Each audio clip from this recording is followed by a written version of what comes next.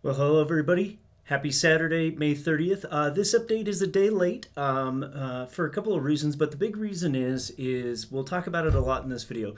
The district's preliminary budget was released this week, and it is about 135 pages long. And so I wanted to take the time, go through it, look for some trends and things to share with you. But let's go ahead and dive into it. What is happening and what is next? So, reopening in the fall. We're starting to hear about different districts coming up with plans. Jeffco came up with their plan sometime this last week, but not every district has one yet. So, if you haven't been asked, then you should be asking. Make sure that you know that there is a group in place to talk about reopening in your building and what that looks like. The district direction seems to be coming soon with broad input. I haven't received any details on it, but from what it sounds like from my conversations and what I've been hearing is that Educator Voice will still be a part of that and that they're just getting that committee together. So the big question though, since it did drop the budget, the board is still operating under the assumption of a 15% loss. But again, that's not solid yet. And we'll talk about that because state legislation has kind of been put on pause yet once again. And so we'll talk about that here in a little bit. The next few slides are going to deal with this budget though, and this will be a sizable chunk of this week's video. So this video will be a bit longer, but it's full of a lot of information for you. So our budget, preliminary budget was released. It's not voted on yet. It's open for comment and everything. These are some highlights that I found while going through it on my own. The projected enrollment for our district is going down for next year. So that is one of the first big effects to our budget. But the second one is a 14% drop in per pupil revenue that we expect from the state. So those two things come together to help shape a lot of decisions that are being made. Going through the budget and where things are being cut, most cuts avoid our schools. Most of what's happening from school to school, if you look at the overall budget, is an effect of some legal requirements that we have, such for special ed and things like that. But another part of it is based on per pupil revenue. Some schools are not per pupil revenue, but enrollment. Some schools are going up in enrollment, some are going down. And that kind of just makes up for a lot of what we'll see in there. Some things you should be aware of. Combined programs. So these are district-wide programs, things that kind of happen at admin but are in each of our schools. Going through this, it looks like there's a 34.97% cut in these combined programs. You'll see a drop in TOSA salary. The Director of Student Services salary appears to be cut. I can't say exactly how much. It appears to be going to zero, so that may just be a position that no longer exists. Textbooks and textbooks adoption is at zero at the secondary level. This saves the district only around $200,000, but a lot of people were asking, well, what about the curriculum that we're buying? In next year's budget, it appears that that's a cost-saving mechanism.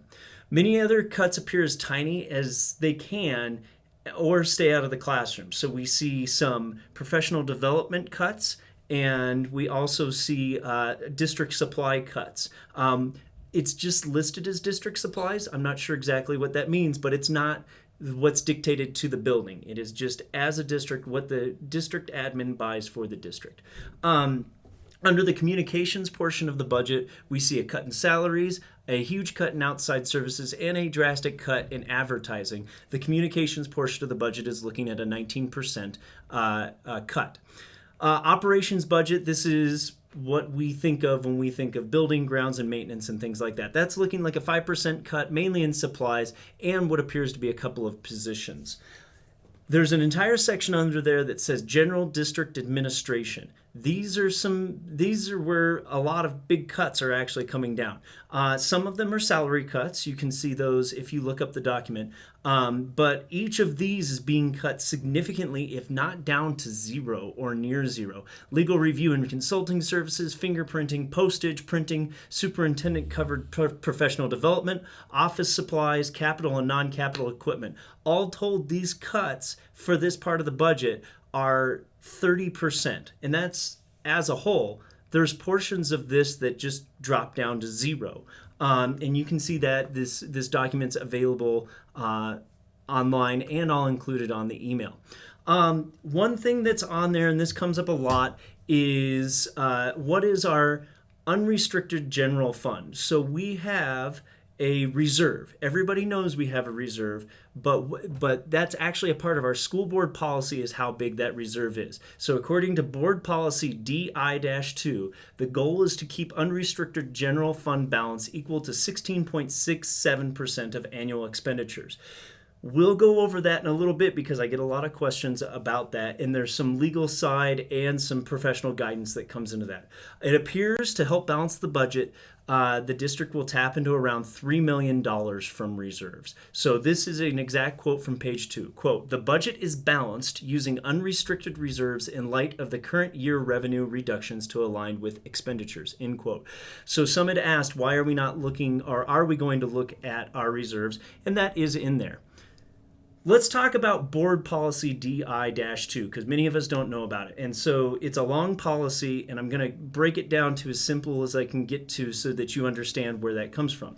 So in response to GASB, or Governmental Accounting Standards Board, statement number 54, fund balance reporting and governmental fund type definitions. This came out in February 2009. This is to address issues related to how fund balance works when being reported.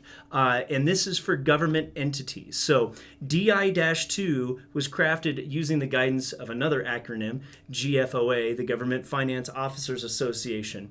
Best practice, appropriate level of unrestricted fund balance in the general fund. This was approved by GFOA in September of 2015. And they suggest that unrestricted reserve fund equal to no less than 2 months or 16.67% of regular general fund operating expenditures. What that means is the goal for our reserve fund should be at a point where if we lost all funding, we could survive for 2 months without any funding at all. No MLO, no state funding, no grants, nothing. That's what that means.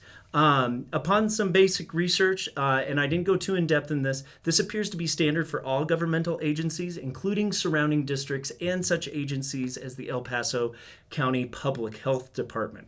So that's kind of where that comes at. We're not going to go into it. You'll notice it says unrestricted. That means the board can vote to use that money for whatever they deem appropriate. There are restricted funds that come from things like Tabor and other parts like that. But this is why we have that number there. That's why our reserves look so big, and especially if you've been in the district for a while, are like 16.67% is a large number, but that's what it costs to run the district for 2 months without any other funding, and that's why they're so large. Before we go on, the last thing when it comes to the reserves, they are tapping into it, like I said. And based on the number I saw, it looks like they're going to drop beneath the board policy guidance, which is that 16.67% to more around 13% of operating expenditures. There's also been statements multiple times by at least Dr. Summers that says, we also don't know how long this is going to last. And while we could offset a number of cuts by tapping deeply into that money, we don't know if things are going to be completely turned around by next year or if we're looking at more budget cuts the following year. So this is conservatively put together with that end in mind. So here are some updates, though, from state and national levels. So legislative actions. I've been asking you to do these a lot lately.